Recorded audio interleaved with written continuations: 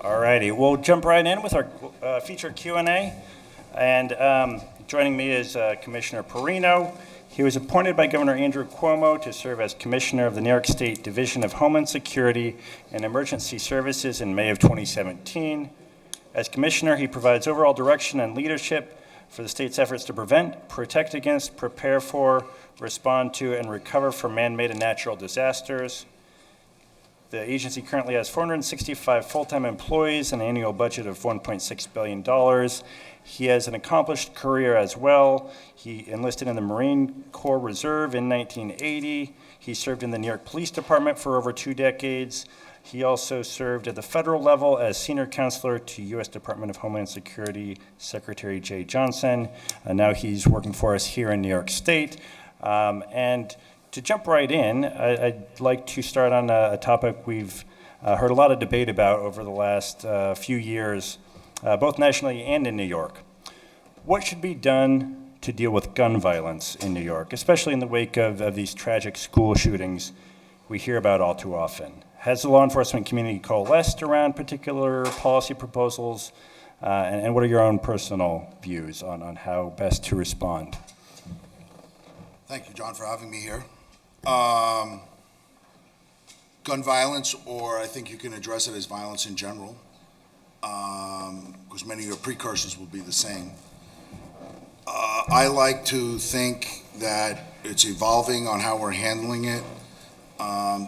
Who are the experts in this field? I think the FBI does a phenomenal job of bringing all the information in on active shooters. And I think when you look at gun violence, you got to separate it into what we normally knew as gun violence, say 20 years ago, which is your crime, your robberies, your murders, and then this phenomenon that we're having of this, what we want to refer to as an active shooter, where somebody goes and to a location and shoots one or more individuals with not particularly targeting that individual, just wanting to kill people. So I think you have to separate the two to address the two. And I don't think there's any one thing that's going to address it or to make it be the magic pill to make it go away. As I said before, the FBI just came out with their most recent active shooter report. I suggested you take a look at it because it may surprise some people. So they put 25% of your active shooters have shown documented mental illness. And I think that's lower than what some people had expected recently. Of course, that's documented. You also have the Secret Service, who's been the absolute leader in the field of threat assessment. And what I mean by threat assessment, mixing in what we know about mental health with law enforcement and coming up with an assessment on whether somebody is dangerous or not to themselves or a community. No one's done that better for the last 30 years than the Secret Service. And they did it to protect particular individuals and the President of the United States, but that same principles can be applied at the local law enforcement level. So that's where we need to go next. If you allow, everybody's familiar with the description, left a boom, boom, right a boom. So left a boom, it would be before an incident happens. Boom would be the incident happening, right a boom would be what happens after an incident. And we got to concentrate more on the left of boom, the suicide prevention, the anti-bullying programs in schools, things of that fashion to empower children, teachers, family members to get help for people that might need it. We also, when it comes to boom, which is the actual incident, my division is a big proponent of Run, Hide, Fight, which was something that was formed by the Obama administration. I wasn't a part of it, but I was a part of learning more about it and going and advancing on it. And that's something that we as a department love because it enables and empowers the individual to understand how to survive an active shooter as opposed to depending upon an authority of some sort or someone else to help you survive. Well, yeah, and hold that thought for a second. I want to get into that in more detail. But first, going back, you said the Secret Service is really a model, and there are lessons that could be applied. I hadn't heard that before. Can you dig in a little bit deeper on that? What are some of the Right. practices, procedures? So that could be I'll applied? do the wave tops because I'm not an expert.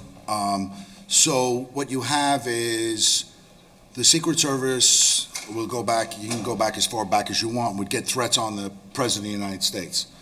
But those threats would be made without a full intent. They would be aspirational, not necessarily going to be used. So in local law enforcement, and unfortunately, I think you saw in the last couple of years, perhaps the FBI would look at something like that and say, well, he's not committing a crime, he's not attached to an organization, not our problem. And then those people came back and committed a Pulse shooting or something like that.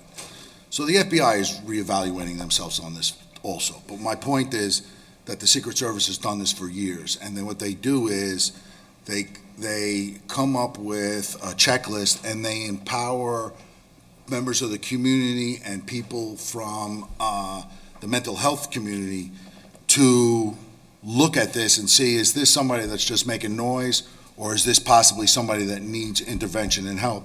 And then get them help, but also keep them on your radar just in case something else might happen. I guess going back then, picking up where you left off, run, hide, fight. Looking not only at what law enforcement can do, but what your average American citizen can do to prepare, to respond, to know how to react. Briefly, what should people know, and how broadly does the American public know what to do if they find themselves in a situation where there's an active shooter or some kind of other emergency? So I could take the next hour to discuss that, but I won't. 5 minutes. 5 minutes. Go. No. So, so what I would challenge you is to do, just Google it, run, hide, fight. See what it's all about. My division on our website, look up 480 seconds. There's a film that we produce. 480 seconds is based on 8 minutes. Most times these shootings are done within 8 minutes, depending upon your statistics. You can see some as low as 6 minutes. But it's done because the shooter will take himself out. So before the first responder shows up to help you, so the theory of run, hide, fight is to get you to survive those 6 to 8 minutes. And it's based on the 3 words, just to make it easy, from stop, drop, roll, that we were all taught as a kid with your fire. The only difference is stop, drop, roll has to be done in succession. Run, hide, fight is not done in succession. So, and run doesn't mean necessarily you have to run. You could walk, you could crawl. If you're in a wheelchair, you can use your wheelchair. The bottom line is to get away from the threat. Buy distance and time away from the threat. And hide means covering concealment. It doesn't mean going under a table. It means blocking the door and getting out of the view of the shooter. Perhaps getting behind something that a bullet cannot penetrate, right? And those are your decisions. Fight, which some people get a little intense when we say that, but fight is a decision that you don't make. Fight is a decision that's made for you, so you have no choice but to do this. And that is to attack the shooter with whatever you have. I guess following up on that, are there any common mistakes people tend to make when they find themselves in those kinds of situations? Common mistakes. First thing would be panic. The first thing would be not thinking that you can control your destiny and take some control of your destiny. Other mistakes would be not treating yourself. So if I may jump ahead with the new model for an active shooter, opposed to when I retired from the NYPD, you would secure the area, wait for emergency service, or if you're from another jurisdiction, a SWAT team. Now, the first cops that respond immediately go to neutralize the threat.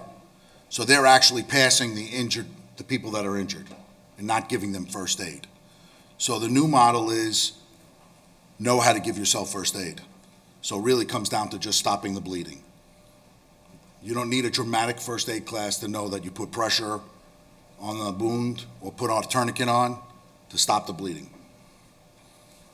Misnomers, people that are against this will tell you that run, hide, fight doesn't present 100% of the civilian population. I would argue it gets as close as possible to it. And I would argue that you could teach this to a 12-year-old child without him even knowing that it's less than a 12-year-old child, than even knowing. Just teach him how to hide and teach him how to run, he or she how to run or hide. Make it a game. If you're a parent and you have a 7-year-old kid and you can teach them how to hide and you award them when they hide well, and you teach them how to look for exits no matter where they are, in a movie theater, in a shopping center, in a school, and then you teach them that they can run to that exit, and now without causing any stress to that child, you taught them to run and hide. Should a shooting happen in front of you, you get down on your knee and tell them, remember when we played that game? It's time to play. Go hide until mommy or daddy finds you, or go run until mommy or daddy finds you. And now you've educated them without putting fear in them. And following up with a related question, again, when it comes to active shooters, there's been a lot of debate in Albany and Washington, D.C. on certain steps that could be taken. Things like armed guards in schools, arming teachers. The governor has been championing this so-called red flag legislation. People have called for stricter background checks. Again, I know you're not a lawmaker, but from your position, any of those that seem worth pursuing? Anything you can say about some of these proposals? So they're all worth discussing so long as it's part of an entire solution.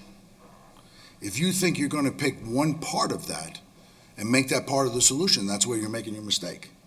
So again, so infrastructure is one of my responsibilities, and educating people on infrastructure. So one of the things we talk to schools about is a very secure entry point, so you can control who comes into the school, which I would find tough to argue that you shouldn't have that. But then you look at the recent FBI report, and it tells you many of the shootings have come from inside.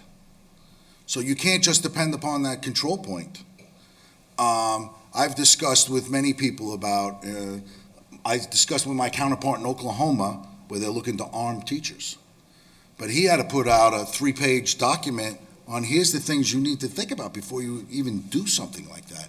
And they weren't thinking about that. And one of the obvious ones is you're a school teacher, and I'm not advocating that teachers should have guns. I've seen Dr. Filoni about to throw a chair at me.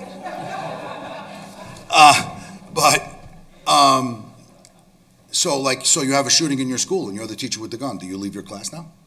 I mean, you have to have a discussion about that. So I would argue that there is room for security or law enforcement in your school, but only if that school wants it and the parents of that school want it. Because each school's got to treat it, they got to be in charge of their school, and they got to make the decisions, look at the vulnerabilities, and decide how they want to attack each one of the vulnerabilities. And do that with whoever their local law enforcement agencies that's definitely going to respond. So they're in lockstep in a solution for their school. So when you talk about, violence in a school or gun violence, so there's places in New York State that will only think of an active shooter, but we have plenty of places that's not the problem. It's just gang violence and everything else. So everything has to be included when you come up with a plan. Mm-hmm. How is the state doing in terms of taking this comprehensive approach that you seem to be advocating for? Because in the news you hear about this one bill, and then they're pushing for it, and certain people are pushing against it. Are policymakers taking that broad, careful look? So you're not going to legislate yourself out of any problem. So it's got to go further than that, right? So when you asked about the red flag, if I can address the red flag, the governor's thoughts on red flag is empowering people to get themselves connected with the criminal justice system so that they can feel safer. So that's tough to argue. So, and it still keeps the decisions at the local level. So when, as the red flag is being written now, if a school principal or a police officer or a district attorney feels as though there's probable cause to investigate this and go further, it's still up to the local court to make that decision and then have a follow-up hearing later, which still empowers and gives the power at the local level, which is the way it should work. And I guess to pivot a little bit, you do cover a lot of other areas when it comes to public safety in New York. I believe things like natural disasters Yes. and storm response. Any specific training that the average citizen should have on responding to that kind of unexpected event? Right, so we call them unexpected events, but they're happening all the time. More and more. Yes. So we take our role as citizens. We have a citizens preparedness that we teach for the state of New York. And we take that role seriously. I had a conversation with Brock Long from FEMA as recently as last month, where he feels as though that's one of our biggest weaknesses in the United States, that we don't teach citizens how to survive. I've studied a lot about how Israel handles things. Their citizens are much more educated and aware of hazards and dangers than probably any other country that I've seen. So we have a citizens preparedness course that we offer where we will talk about what you should be thinking about. Know your own area. Are you in a flood zone? Are you close to a river? Are you in a tornado area? Are you in a wildfire? I was at a wildfire Friday that's over 500 acres up in Plattsburgh. And teach them to think for themselves because, as the governor says, the civilians are the first responders. They're the first person that can have a positive impact to whatever the crisis is, and taking care of themselves. We talk about the amount of water you should have on hand, the amount of food you should have on hand, communications plans for your family, locations that you should have pre-designated that you would go and meet should you get separated, those kind of things. I think Kristen's in charge of the program. 250,000 since 2014. I realize that's a drop in the bucket, but when we do that, we're also trying to get the conversation started. So we hope when we hit a family member, they go home and have this conversation with that family, with their own family, and that people then take our class, go and do more research, get on the internet, do some reading, and then better off than even just receiving our training. Sure. Following up on that, leading up to the year 2000, many people were afraid of this Y2K phenomenon, which really fizzled. But people stocked up on water and food. My mom, bought things of bottled water and put canned foods in the basement, other basic items, which maybe seems kind of paranoid a little bit. But should people behave that way? Like, what are the specific recommendations? What should people do? I worked for a boss that said, just because I'm paranoid doesn't mean I'm not out to get you. Thin line between preparation and paranoia. We recommend 7 to 10 days worth of food and water. I think the federal government and other people recommend 3. But we've found in places like Sandy and in the Buffalo snowstorm, 3 days is not enough.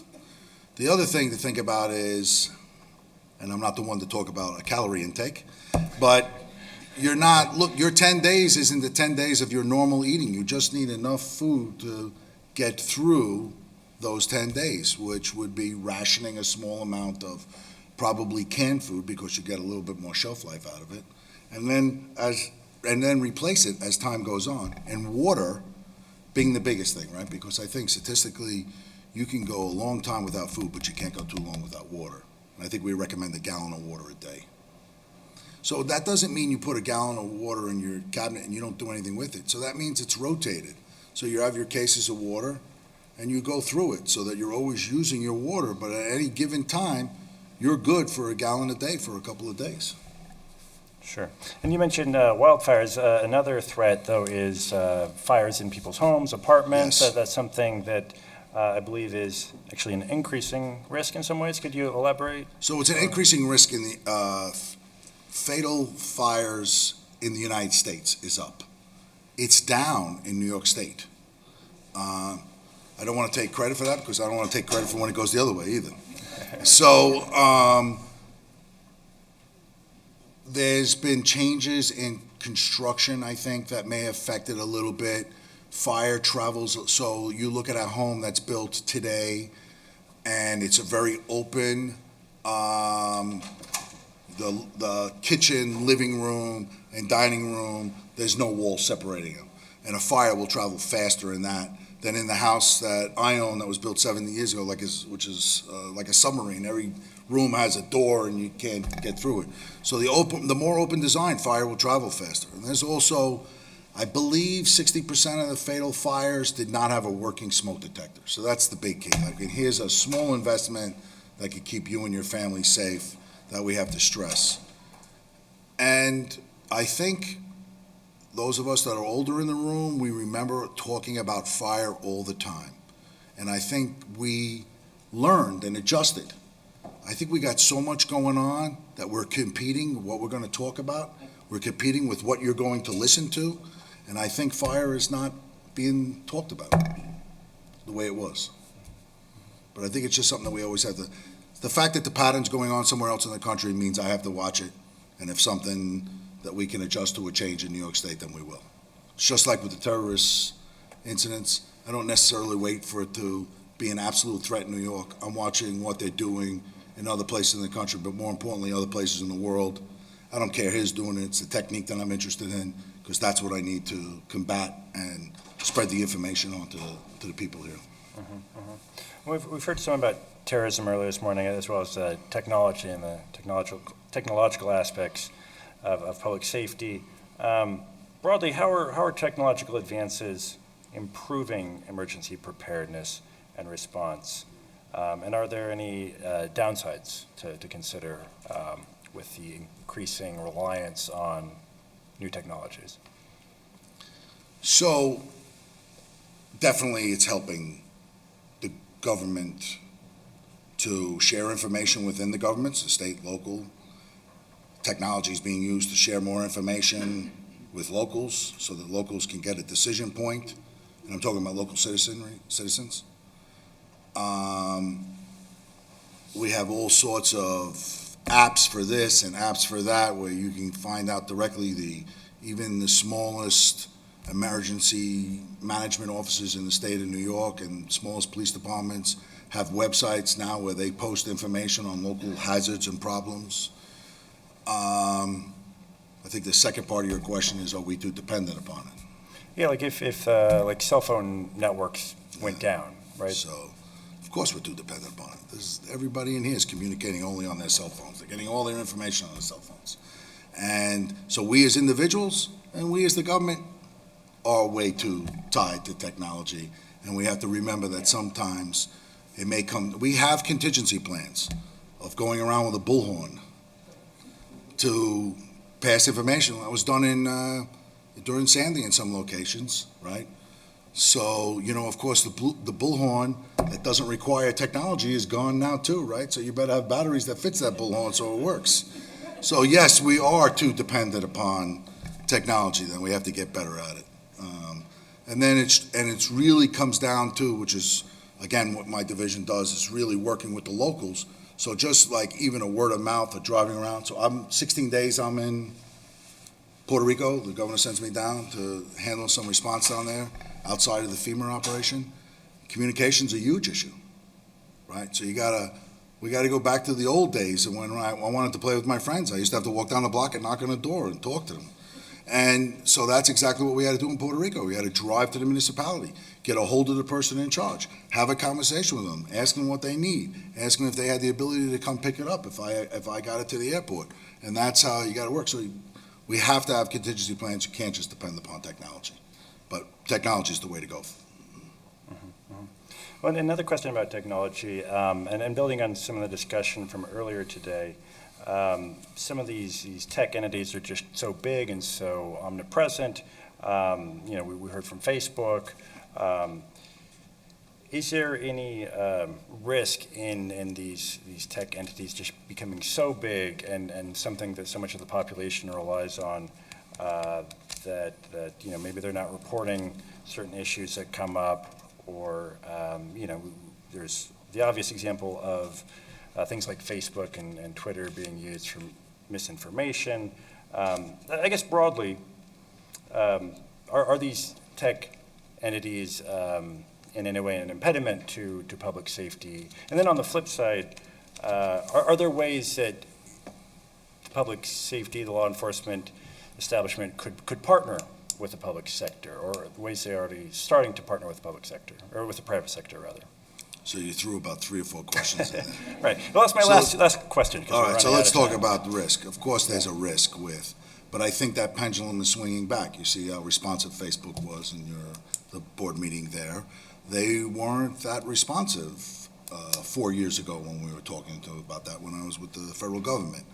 So I think that pendulum is swinging, and they have to find out what works for them, right? And you always need partnerships, public and private partnerships. You always need them. You always need that line of communication open, because we get into our silos of, security, and somebody else gets into their silo of free speech, and then we're not talking to one another. And you always have to have that conversation going, and they have to be a little bit more responsible to see what they're putting out is, as they were saying, factual. So I thought that was very good for me to hear, because that wasn't the conversations we were having with social media places 4 years ago when I was with the feds. Sure. Unfortunately, we are out of time, but Commissioner Parrino, thank you. Let's give him a hand. Thank you. Did that go well? Appreciate it.